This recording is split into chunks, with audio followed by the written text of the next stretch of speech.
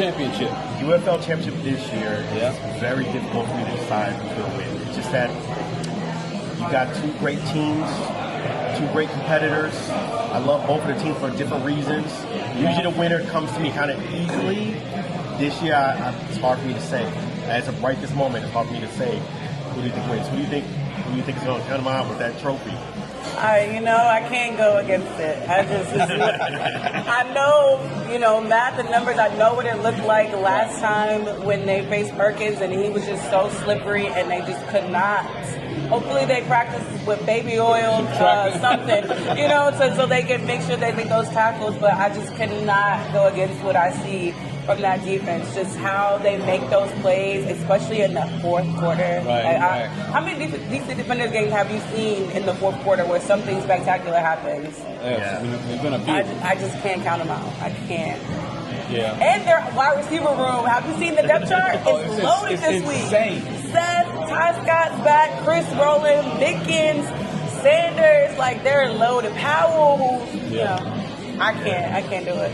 Yeah, so, we covered when the Defenders went to the XFL Championship in San Antonio. Mm-hmm. And I think we talked about it before. They came in a little overly confident in some aspects, even on the field. And then I guess a lot of people already have projected them to win. Mm-hmm. But this is an evenly matched game, but I have to give the edge to the Defenders because of what you mentioned before. The wide receivers, they're coming back. But their defense, man, they got some star-studded cornerbacks, man. Those guys are playing in the NFL next year, trust me. Yeah. And their offensive line improved a lot, too. And most importantly, their coach wants to win this game. Just imagine that. You became the coach at middle of season, right? Very beginning. No one had any expectations of what you were supposed to do. And go out there and now you're in the UFL Championship. So I know that's why I know that this game will mean a lot for him, and I think the players want to win for him because it showed the entire league that we lost Coach Barlow, who was great. Yeah. But we got Coach Shannon now. So. Yeah, and I like both teams for both reasons. You're right with Bryce. You can't arm tackle him. Yeah. You cannot arm tackle him. He played. At least he went to a Super Bowl before, so he does have that experience on a big game. Right. I don't know what he rushed for last week, but I saw he threw for 237 yards. So maybe that ankle is ailing him a little bit more than it was when they saw him the first time. Oh, it definitely is. Yeah. It definitely is. But and as you get older, your bones don't heal as fast. Not to say he's an old guy. I think he's about 28, if I'm not mistaken. Hey, you're not 21. 21, you could have, just pass it up and keep going. But and that's one of the things that I told you about this. I think the Defenders are going to blitz him a lot more. Oh, yeah. Because they want to test that ankle. Mm-hmm. And I would too. So they're not going to give away their game plan either way. But, I just think that they're going to blitz him a little bit more. If their game plan was like last week, Coach told me himself. They started with Duggan, but they were planning for Silvers to come into that game. Yeah. So I'm pretty sure, actually I know for sure that they're planning to see the backup quarterback for the Panthers. Oh, yeah. Yeah. One thing I got to give the DC Defenders, they're coming in a lot better than when I saw them in 2023. A lot more reserved, 2023. That's how I kind of knew that they weren't going to win because they came in too cocky. They didn't give the Arlington Renegades enough credit. Arlington Renegades were playing hot. I felt like if they had the right mindset, they would have won that game.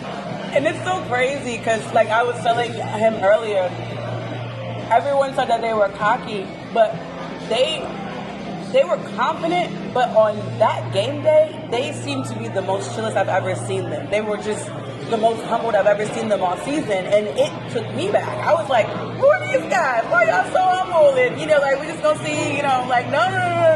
But you didn't hear what Alan and I heard when I asked them the question. Oh, yes. When they doing the XFL Championship, we heard what they said. So when they came off the bus, no joke, they were the first team that showed up. One of the coaches, he said it several times, loud and clear, everybody, we're going to beat their A. We're going to beat their A. Oh, we're okay. Gonna beat their I think I remember that. It was like a hype. They were kind of hype with it. Yeah. And I was like, okay, you might want to give your competitor some credit. The way I would have came in the game was like, okay, all intents play hot, guys. We're the better team. but expect them to make a run at this. Right. They ain't gonna just lay down and let us beat them. But I think because, and I see this, and I think that's why DC didn't get the credit. And you even heard Dale Johnson was like, DC was that unknown team. We didn't know what was going to happen. Yeah. So once they fell off last year, everyone threw them to the wayside. Yeah. And this is not that team. Like this, you don't want to do that with these guys. That's motivation. No, this is a team. I'm telling you, this team. The thing about it, this team scores in bunches, but like Coach said, like Darryl said before, the team will go, they'll take 80 yards to a drive, but DC will get two possessions, 80 yards, they're already down the field. Yeah. So this team is going to throw it, and the players are going to catch it, and that's what I like about it. It's going to be exciting.